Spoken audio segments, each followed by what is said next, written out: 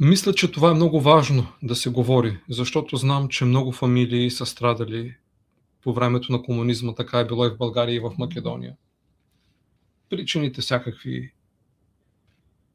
Може би трябва да говорим и защо са преследвани. Какви са били Да. етикетите, които са лепили на вашата фамилия.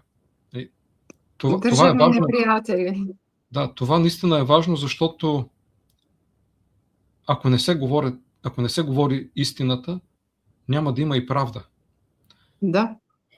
И трябва да се каже и за това си позволих и аз да сложа фотографията на баба ви, защото мисля, че е важно повече хора да знаят за нея, да знаят за цялата ваша фамилия Секулови. Всъщност, вие сте потомка на един от министрите на Крушевската република. Да. Вие, Димитър Секулов, вие сте директна потомка на един възрожденски род от град Крушево. Да. Не сте случайна фамилия. И цялата фамилия е носила на един или на друг начин тази чест, но и тази клетва да страда, защото се бори за свобода, за правда, за културно и цивилизовано общуване за всички в Македония. Точно и всъщност, така. ако ми позволите да кажа, вие сте една достойна потомка на този род. И затова е важно повече хора да гледат баба ви и да гледат и вас. Защото през вас ние слушаме истината. Истина, която много пъти е била скривана. И благодарение на вас ние можем да поискаме правда. Никога няма да е късно. За жал, за жертвите всякога е късно. Но въпреки това е важно да има едно такова морално възмездие. Тане, дали ти би искал нещо да кажеш по тази тема? Гоше, јас само би сакал да додадам, бидејќи темата е тешка, ти со право рече дека малку се разволнувавме.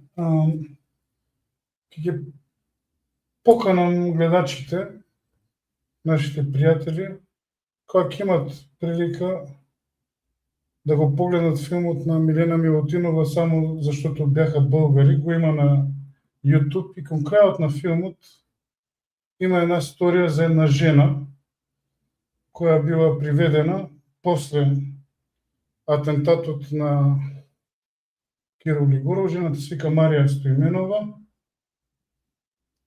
И таму има сведоштво. Сега кога госпоѓа Секуловска зборуваше за тортурите што се вршени врз нејзината баба, ми текна на тие сцени од документарецот на госпоѓа Милена Милутинова. И таму госпоѓата Стоименова кажува дека со денови не давале да пие вода. Точно. И кога требало да ја натерат да каже нешто, и ставале чаша со вода, сакаше да се напиеш, напи се, ма кажи тоа и тоа и така натаму. Да. Многу потресна сторија е тоа, кој сака може да си ја погледне. И сега се изгубив, Гоше. Како идеме понатаму, тоа секогаш ме вознемирува. Не, јас би сакала уште нешто да додадам. Да, слушаме ви. Би сакала уште нешто да додадам, бидејќи јас како мала се роди во тој стан кој што на дедо ми после од кој им одзедоа се, дури 64-та година му дадоа едно станче, значи тие беа избркани од куќите.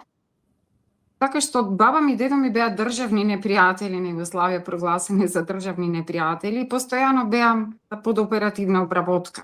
И постојано ни доаѓаше дома полиција, милиција тоа се викаше.